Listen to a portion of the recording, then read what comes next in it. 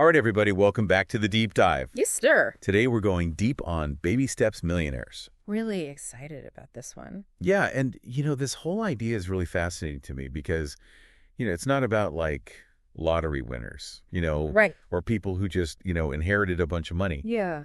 We're talking about everyday people, the learner, the listener, who can build a net worth of $1 million or more Absolutely. by following a specific plan. That's right. And I think for the listener, our goal today is to break down Dave Ramsey's Baby Steps Millionaires framework. Okay. Really look at, what are some of the common things that people have done that have been successful with this approach and pull out some practical things that you can do, in your own life to kind of follow that same path.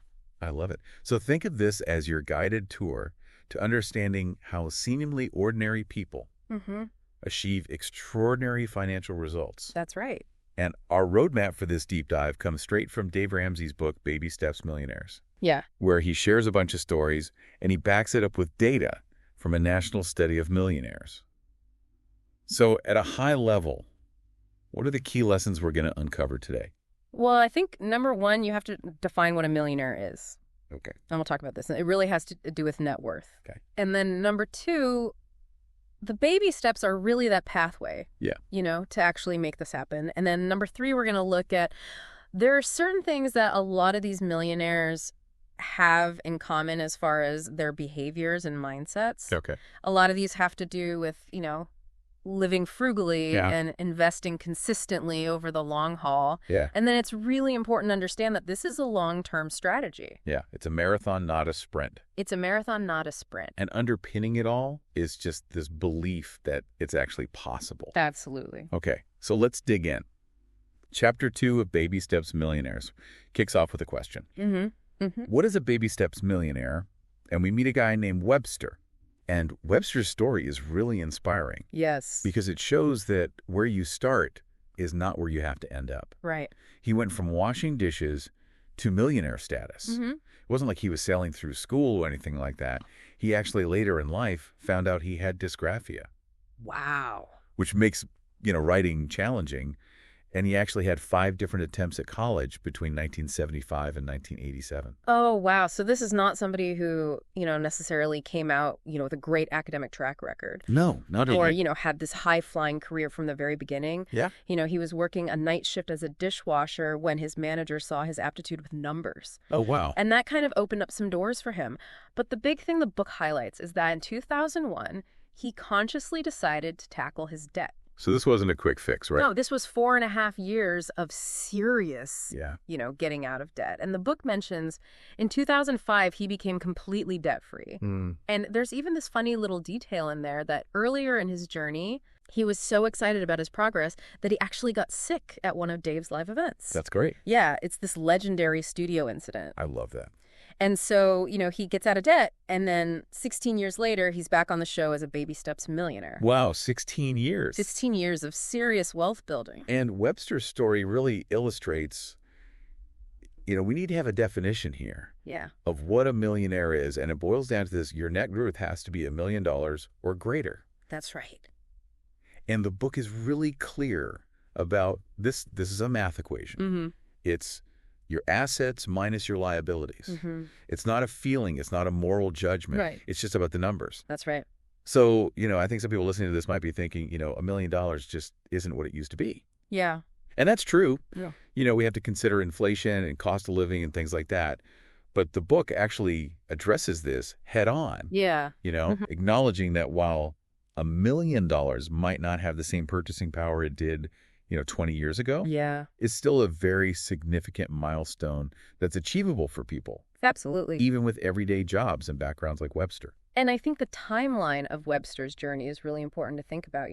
He had 4.5 years where he just was laser focused on getting out of debt. Right. And then 16 years of building wealth. Wow. This is a sustained, almost 2 decades of intentionality. That's incredible. And I think the question is, what could you achieve with that kind of intentionality in your own life? Okay, so we have a good understanding now of what a Baby Steps millionaire is. Let's walk through the plan itself, the baby steps. Yep. Baby step 1 is creating that small emergency fund. Yeah. The first baby step is you want to save $1,000 as quickly as possible for a starter emergency fund. Okay. And the point here is not to get a big pile of cash. Okay. It's to get some quick wins and some momentum. Okay. And to stop using debt for emergencies because Murphy is going to show up. Absolutely. Life happens. Life happens. Your refrigerator breaks down or you have an unexpected, dental bill. Car repair. Yeah. Whatever it is, that $1,000 is there to prevent you from having to put it on a credit card. Right. Or take out a small loan. And the book gives this great example of a woman whose car broke down. Yeah. And because she had her $1,000 emergency fund, Yeah. it was just an inconvenience. It wasn't a crisis. Right. She paid for it, and she kept her momentum going. Absolutely. And, if you've ever been in that situation where it's like you're trying to get ahead, and then boom, this little emergency comes and knocks you off track. This is what this step is all about. I love that. Okay, so baby step 2. We're going to pay off all debt except for the house. Yeah. Using the debt snowball method. The debt snowball. The debt snowball is a very specific strategy. Mm-hmm. Can you break it down for us? Yeah, so what you do is you list your debts smallest to largest, regardless of interest rate, and then you attack that smallest debt with a vengeance. Okay. You're making minimum payments on everything else. Right. But you're throwing everything you can at that smallest debt. Okay. And then as you knock out those debts, you kind of build momentum. It's like a snowball rolling downhill. So it might seem kind of counterintuitive to some people because, mathematically, you'd think you would attack the highest interest rate first. Mm-hmm. But the power of the debt snowball is really about the psychology, right? It is. It's about those small wins to keep you motivated. It's about behavior change. Yeah, and once you start seeing those smaller debts disappear, it gives you the momentum to tackle the big ones. Absolutely. And when you start freeing up all that money that you were sending to creditors every month, that's when you can really start investing and building wealth. That makes sense. Okay. So we built that initial emergency fund. Yep. We paid off our debt. You got it. What's the next step? So baby step 3 is the fully funded emergency fund. Okay. And this is where you're going to save 3 to 6 months of expenses. Okay. And now that you don't have those debt payments anymore, you have a lot more room in your budget to build this up. So this is about being prepared for those bigger life events, right? Yeah, the big things like job loss or medical issues, a big home repair, something like that. This is going to prevent you from going back into debt. How do you know if you need 3 months or 6 months? Well, the book says if you have a stable and predictable income, okay, you've got a good job with a consistent salary, then 3 months might be okay. Okay. But if you're self-employed, you work on commission. If you have a single income household or you're dealing with health issues, 6 months is probably a better number.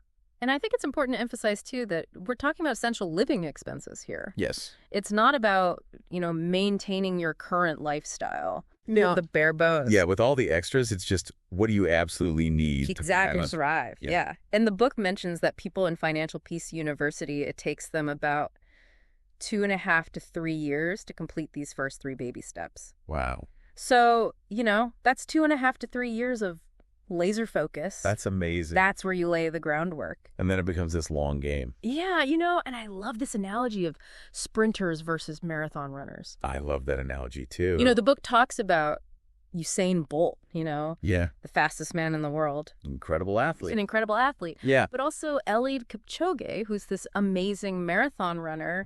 So they kind of use these two to illustrate the different phases of building wealth. So baby steps 1 through 3. Yeah. You're in sprint mode.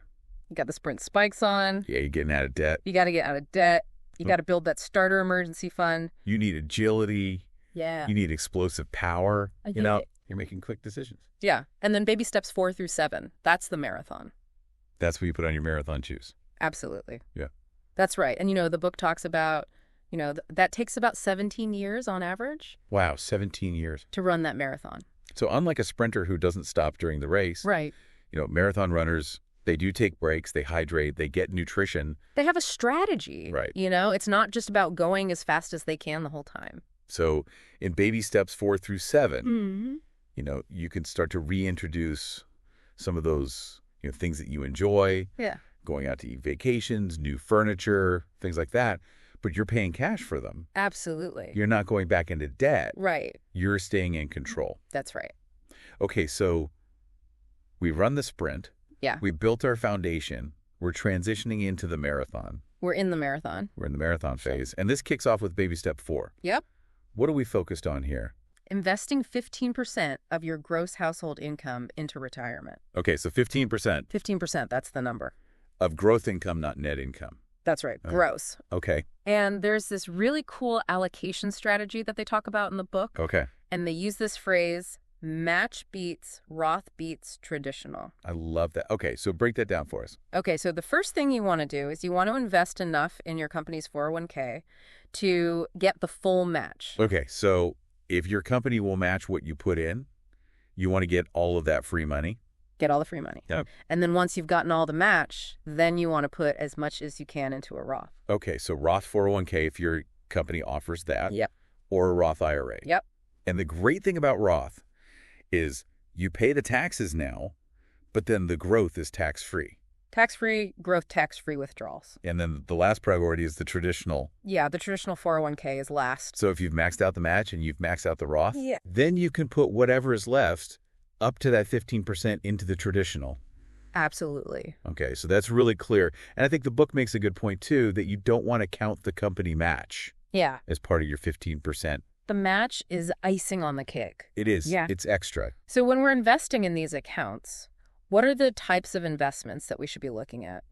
Well, they recommend good growth stock mutual funds. Okay. That have a long track record of success. Okay. And they break it down into 4 types of funds. Okay. So you want to have about 25% in each of these. Got it. So the first one is growth and income funds. Okay. And this is kind of like your stable foundation. Okay. And then you got growth funds for long-term capital appreciation. Got it. And then aggressive growth funds for higher potential returns, but also higher risk. Yeah. And then international funds for global diversification. So a good mix there. That's right. And the idea here is that you're not trying to time the market. You're not trying to pick stocks. You're not trying to be a day trader or anything. You're not trying to be a day trader. Yeah, right. You're just investing consistently over time. And the book also mentions, SmartVestor Pros as a resource for people to find a qualified financial advisor. Yeah, if you need help, If you need help, yeah. Absolutely. To guide you along the way. And there's this great example in the book of a couple, Joe and Susie, who are earning $60,000 a year, and they're getting a 10% average annual return. Mm-hmm. And it shows how over 30 years, they could potentially accumulate $1.8 million. That's a lot of money. That is a lot of money just from consistent investing. It is. And it also talks about, what if they increase their income to $80,000 or $100,000? Yeah. The impact that has on their wealth building. And I love the rule of thumb. Yeah. It's so easy to understand at 10%, your money doubles every 7.2 years. So you can do the math on that. Yeah. Okay. So we've invested for our retirement. Now we're moving on to baby step 5. Baby step 5, college funding.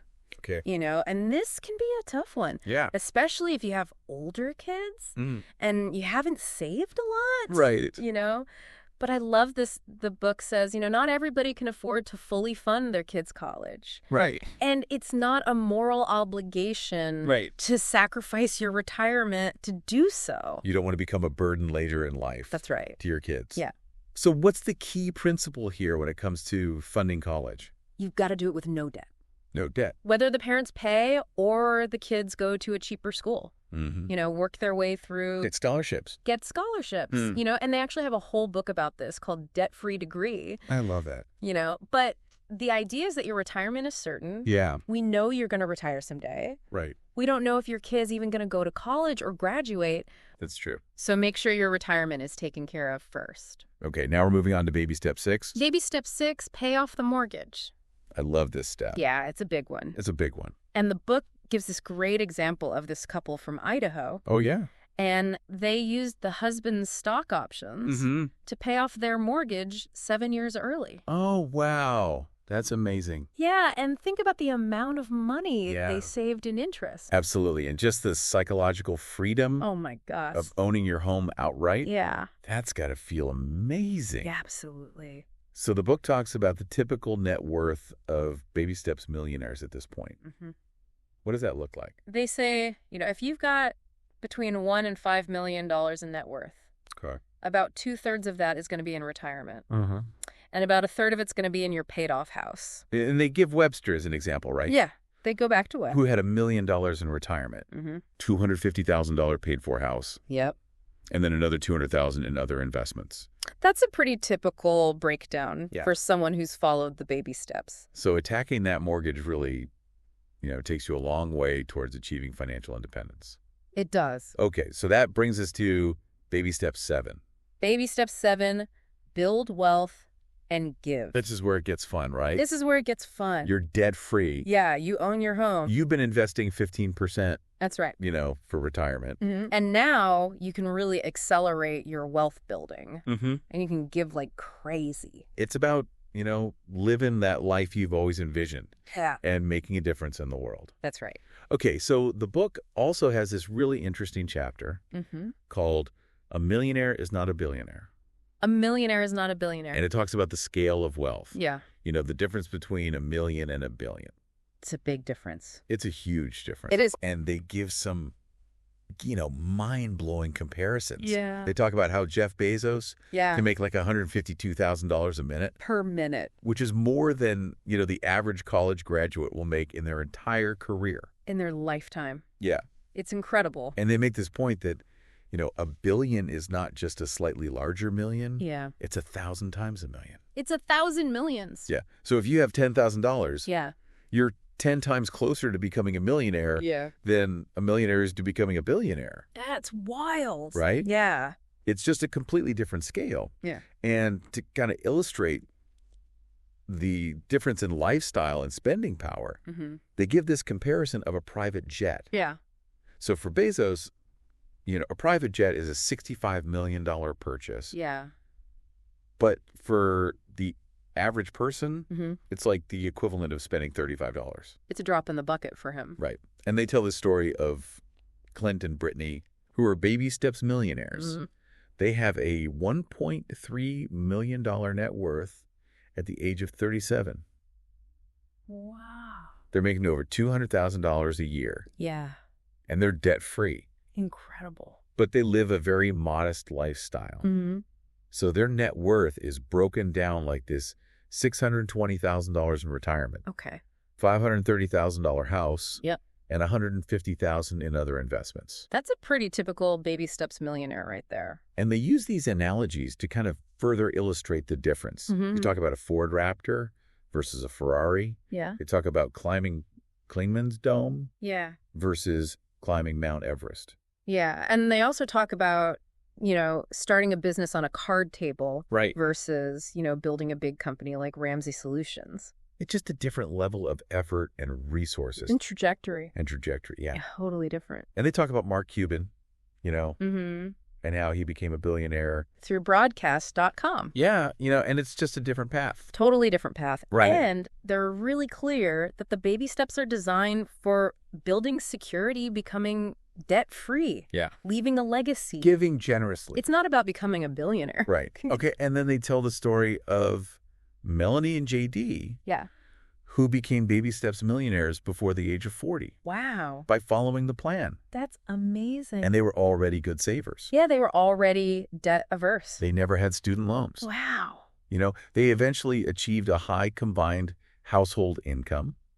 But their story shows that even people who are already good with money can really benefit from the structure of the baby steps. Absolutely. So let's talk about this analogy of climbing Mount Everest versus climbing Klingman's Dome. Yeah. Because I think this is a really powerful one. So walk us through, what it takes to climb Mount Everest. Okay, so Mount Everest, you're talking about weeks of climbing. High altitude, extreme weather. You're going to spend $30,000 to $100,000. Or more. Yeah. It's this huge undertaking. It is. You got to have permits and guides and all kinds of specialized gear. And then compare that to Klingman's Dome. Okay, yeah. Which is the highest point in the Smoky Mountains. Right. You can basically drive most of the way up. Yeah. And then there's a short paved trail. Yeah. It's about a half mile. And it's got benches. It's got benches to rest. To rest along the way. Yeah. Yeah. And the cost is minimal. It's basically just your time and gas. And maybe a parking fee. Yeah. You know? The analogy is clear, right? It is. Climbing Mount Everest is like becoming a billionaire. Yeah. Climbing Clingman's Dome is like becoming a baby steps millionaire. Yeah. And the book says, sitting on the couch is like doing nothing. And that's going to get you nowhere. Right. You're closer to not reaching either goal. I love that it's such a great visual for understanding the different levels of financial achievement. Absolutely. Okay, now one of the ways that we can really understand the profile of Baby Steps Millionaires is through this national study of millionaires. Absolutely. So what was the goal of doing this study? Well, they wanted to understand the demographics, right. the behaviors and the mindsets of millionaires. Yeah. They wanted to get beyond the anecdotes and the stereotypes. Right.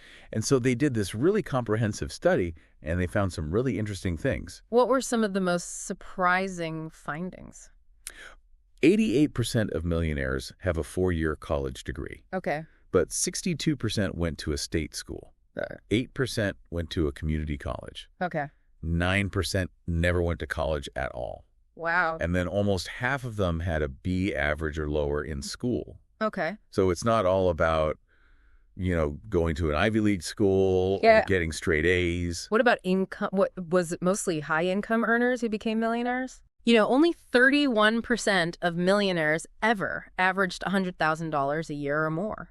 Wow. Okay, so it's not just about making a lot of money? No, it's about what you do with the money. Yeah. And one of the most surprising findings, I thought, was about inheritance. Oh, yeah. So 2/3 of millionaires did not receive any inheritance at all. That's right. Wow. And of the ones who did, most of them got less than $250,000. Okay.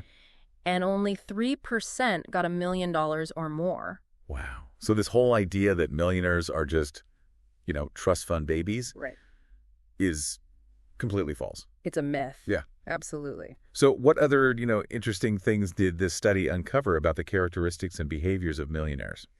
Well, they found that millionaires tend to be proactive, not reactive, and they're focused on long-term goals, and they value hard work and discipline. So not lazy at all? Not lazy. Okay. Right. And they're much more likely to have a budget, pay off their mortgage, and they really believe that they control their own destiny. I love that. They don't feel pressured to keep up with the Joneses. Yeah. They define success on their own terms. It's not about, outward appearances. No, it's about what matters to them. What about debt avoidance? Oh, yeah. Huge. Huge, yeah. 73% of millionaires have never had credit card debt. Oh. And only 29% ever took out student loans.